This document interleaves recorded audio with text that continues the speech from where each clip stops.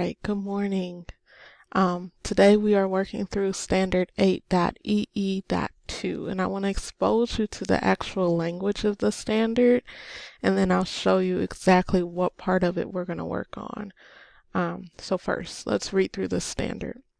Use square root and cube root symbols to represent solutions to equations of the form x squared equals p and x cubed equals p, where p is a positive rational number. Evaluate square roots of small perfect squares and cube roots of small perfect cubes. Know that the square root of 2 is irrational. Now that is a loaded standard, so we're going to break it apart and kind of chunk it so it makes a lot more sense to us. So for our purposes, we are working just on that first part. I can use square root symbols to represent solutions to equations in the form x squared equals p, where p is a positive rational number.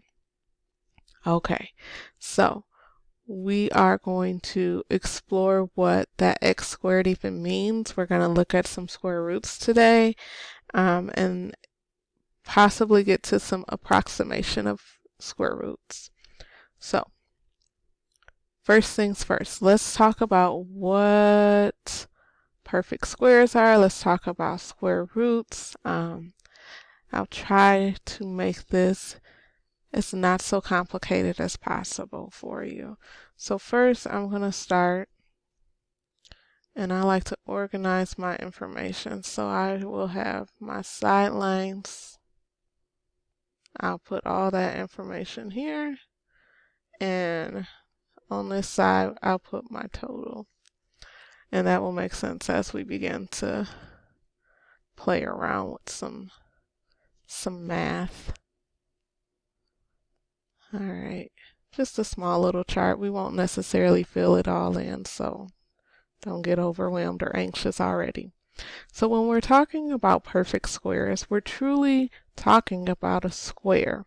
So I want you to recall the definition of a square. So a square is a four-sided figure.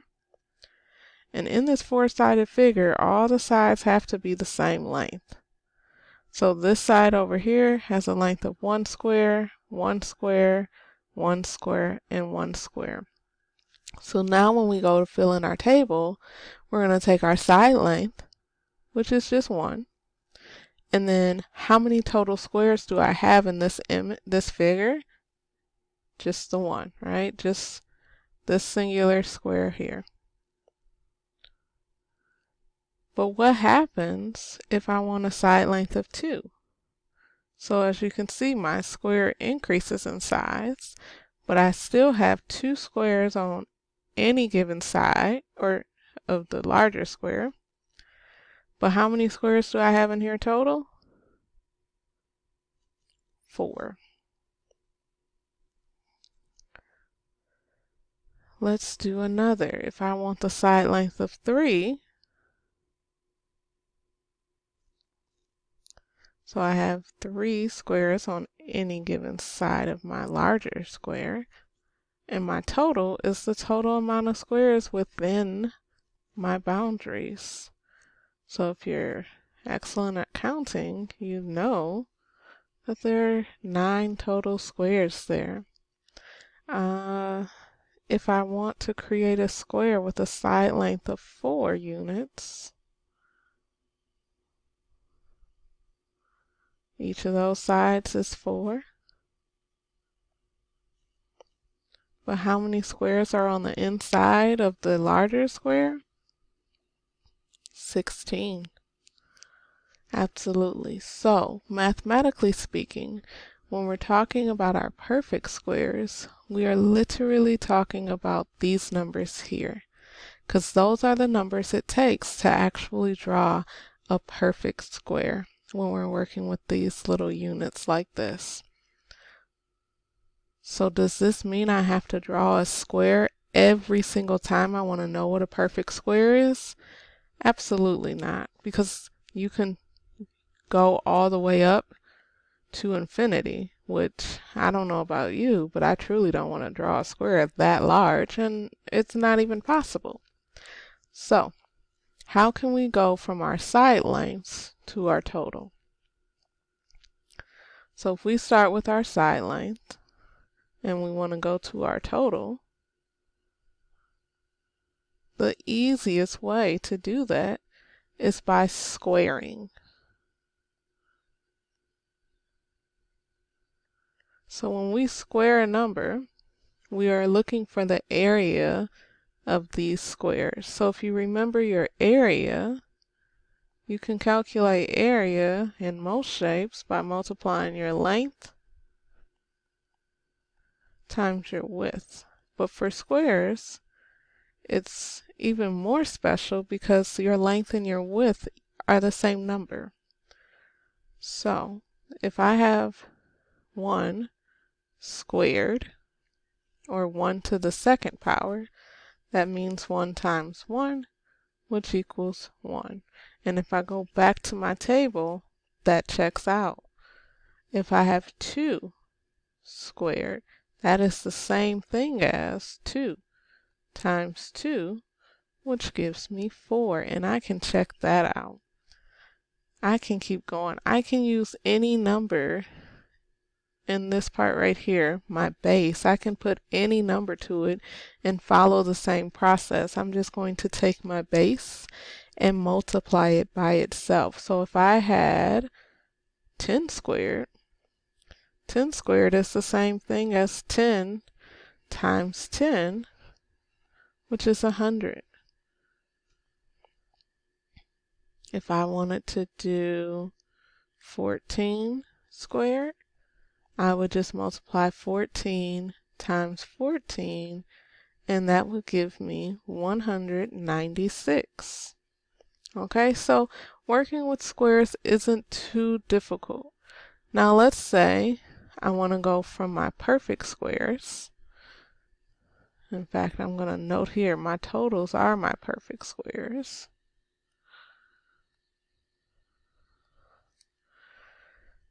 So if I want to go from my perfect squares back to my side lengths,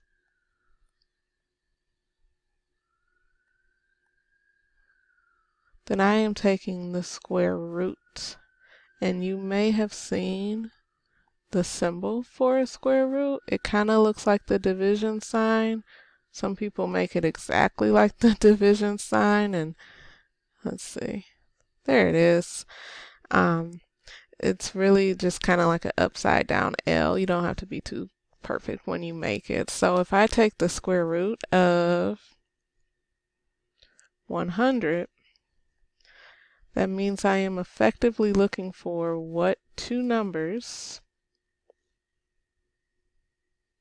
or excuse me, what one number can I multiply by itself to get to 100. So the numbers that go in those blanks have to be the same.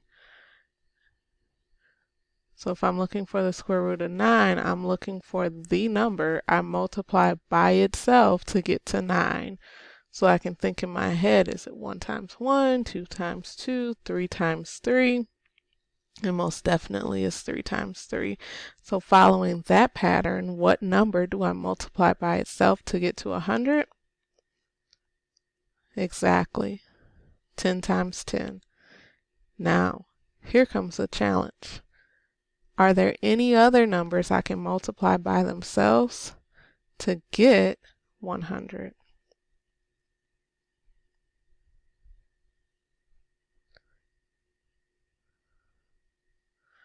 Or are there any numbers I can multiply by themselves to get 9?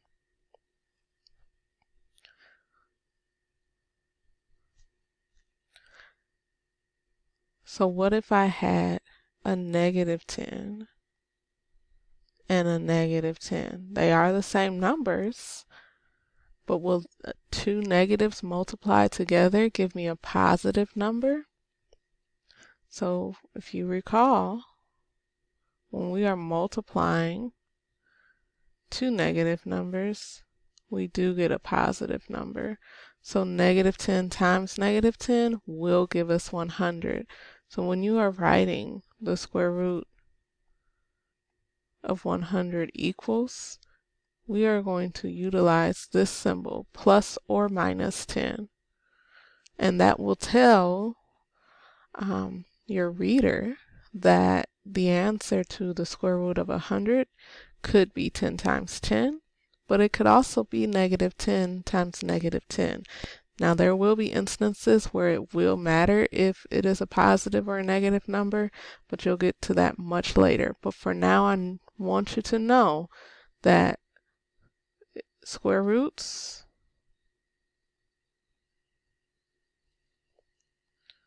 always positive, negative, okay? So now let's work on some approximations.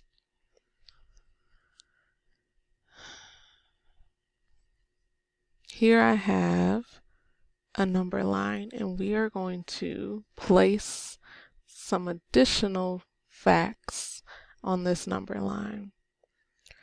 So we just figured out that the square root of 100 also equals 10. And I just want us to be able to fill in all these missing square roots, 1 through 10. So if I do 1 times 1, I get 1. So the square root of 1 is the same thing as 1.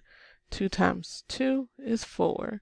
So the square root of 4 is the same thing as 2. And I'm going to keep filling these in.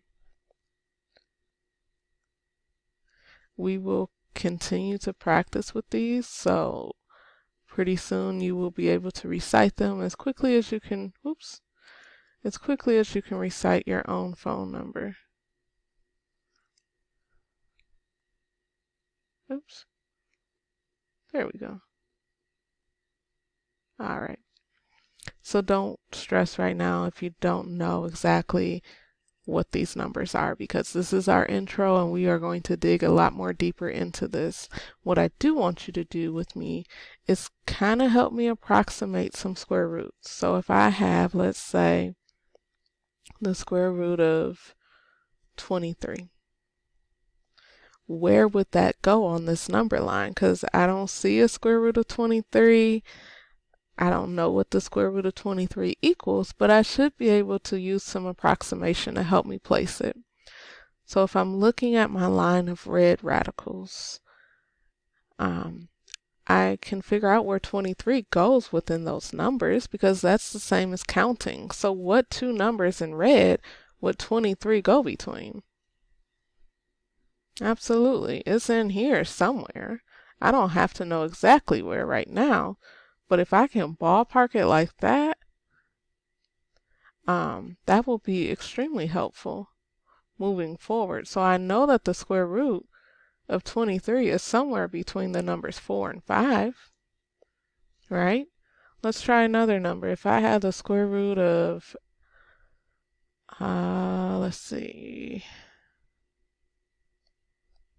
42, where in those red numbers does 42 fall between? Absolutely, right in here somewhere.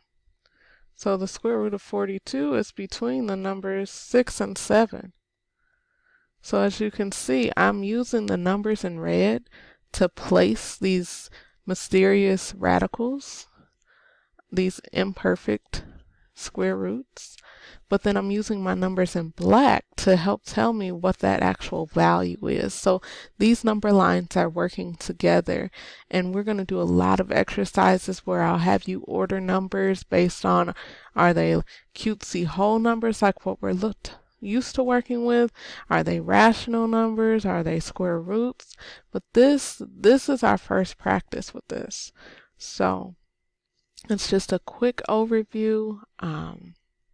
I hope you enjoyed this as much as I do. I happen to love square roots. So for now, I'm gonna leave you to it, and I'll let Tina Marie sing you out. I'm talking. Ciao for now.